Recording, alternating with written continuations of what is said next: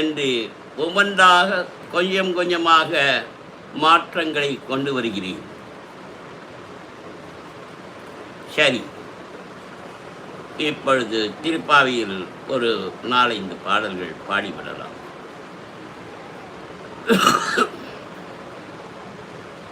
ஓங்கி உலகலந்த உத்தமன் பேர்பாடி நாங்களம் பாவைக்கு சாற்றி நீராடினால் தீங்கின்றி நாடெல்லாம் திங்கள் மும்மாறி வைத்து உங்கு வேறு கென்னல் ஓடு கயலுகள உங்கு வளை போதில் பொறிவண்டு கண்படுப்ப தேங்காதி புக்கே இருந்து சிரிச்சமுலை பற்றி வாங்க குடம் நிறைக்கும் வள்ளல் பெரும் பசுக்கள் நீங்காத செல்வம்